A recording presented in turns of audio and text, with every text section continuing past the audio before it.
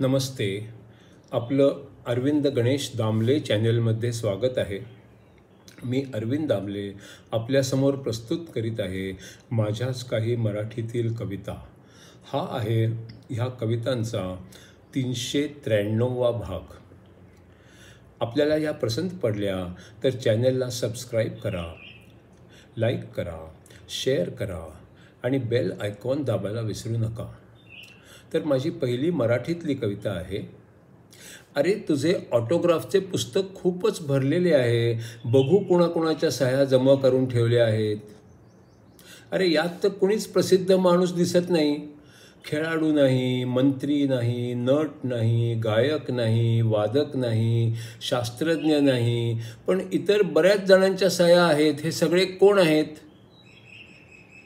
तो म्हणाला, अहो पोलीस इन्स्पेक्टर आहे, इन्कम टॅक्स ऑफिसर आहे, नगरसेवक आहे, ग्रामसेवक आहे, तलाठी आहे, बँकेचा साहेब पण आहे, आपल्या कंपनीचा साहेब पण आहे. सगळ्या महत्त्वाच्या लोकांच्या सह्या इथे आहेत. मी आता त्या सगळ्या सह्यांची प्रॅक्टिस करीत आहे, कारण कोणाचीही सही करावी लागली तर माझी तयारी असायला हवी आहे. आता दुसरी कविता आहे. टी व्हीवरच्या जाहिराती बघून मला कंटाळा आला आहे. त्या वगळून टी व्हीचे कार्यक्रम दिसू शकतील असे मशीन मी बनवलेले आहे. मी म्हणालो, अरे वा, लोकांना याचा खूपच फायदा व्हायचा आहे. या मशीनची देशभर गरज आहे. तो म्हणाला, हो, पण या मशीनची लोकांना माहिती व्हावी म्हणून देशभर जाहिरात करायची गरज आहे आणि याची माहिती देशभर पोचावी म्हणून टी व्हीवरच्या जाहिरातीसारखे दुसरे कोणते चांगले माध्यम आहे? आता तिसरी कविता आहे हनुमान चालीसावर आधारित. चौपाई क्रमांक 10. सूक्ष्म रूप धरि सिंह दिखावा, विकट रूप धरि लंक जरावा. सूक्ष्म रूप धरि सिंह दिखावा, विकट रूप धरि लंक जरावा. तुम्ही अत्यंत छोटे रूप धारण केले आणि माता सीतेसमोर गेलात आणि भयंकर मोठे रूप धारण करून लंकेला जाळून पण टाकलेत. सीते समोर जाताना सूक्ष्म होऊन जातो, लंका जाळा याची तेव्हा विराट होऊन जातो. लंकेला प्रथमच गेल्यावरती 7 वेळा सूक्ष्म बनला. अशोक वाटिकेत गेला तेव्हा सूक्ष्म रूपातच गेला. अशोक वाटिकेचे सौंदर्य वर्णना पलीकडे वाटे.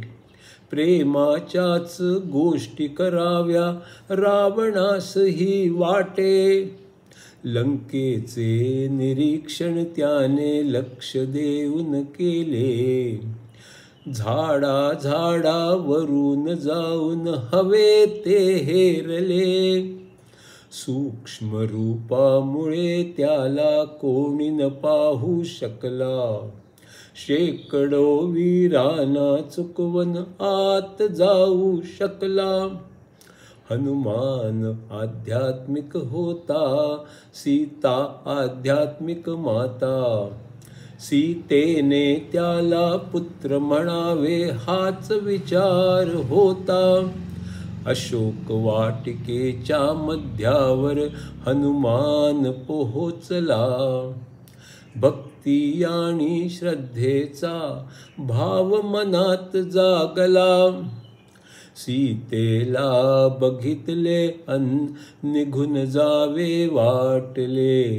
तिच्या भोवती राक्षसिणींचा गराडा होता दिसले.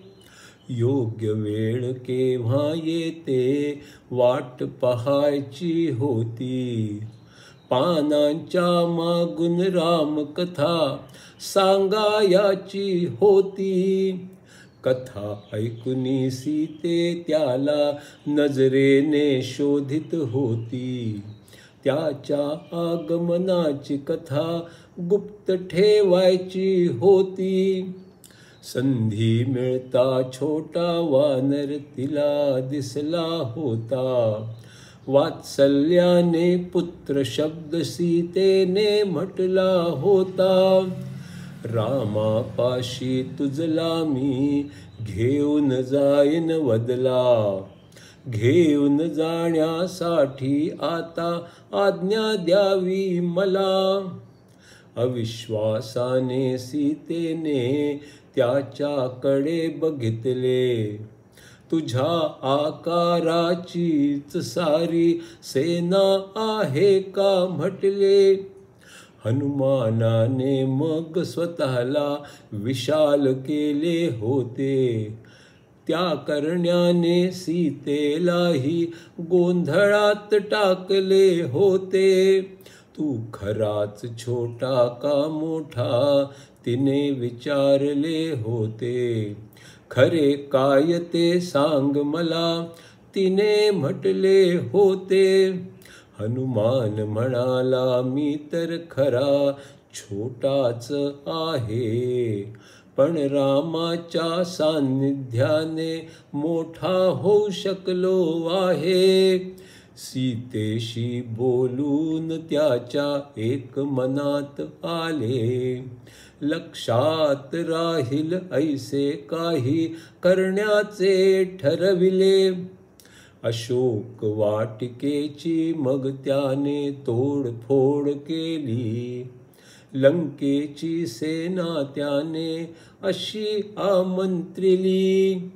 हजारो सैनिकांना त्याने यमसदनास पाठविले. अक्षय कुमार रावण पुत्राला त्याने तेव्हा वधिले. अखेर पुत्र इंद्रजीत तेथे युद्धासाठी आला. वानराला पकडून त्याने दरबारी आणला. रावणाला अद्दल घडवू त्याला वाटून गेले. आणि त्याने स्वतःला बांधून टाकिले. वानराच्या हत्येचा रावणाचा विचार होता. दूताला मारू नये विभीषण म्हटला होता. तेलात बुडवूनी कपडा शेपटीवर बांधला. पण शेपटी लांबत केली अंत नसे त्याला. बाहेर जाऊन लंकेला पेटवायचे होते.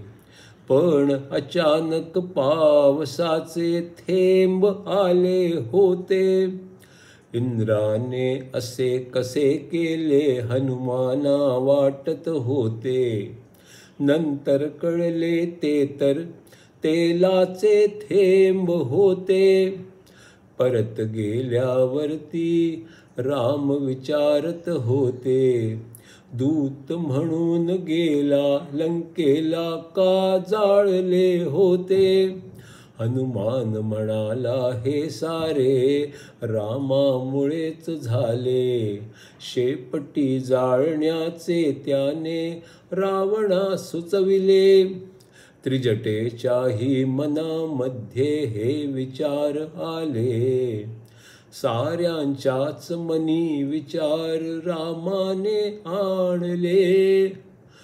करण्या व बोलण्यामध्येही हनुमान निष्णात होता. पद्धतशीर करण्यामध्ये तो वाकबगार होता.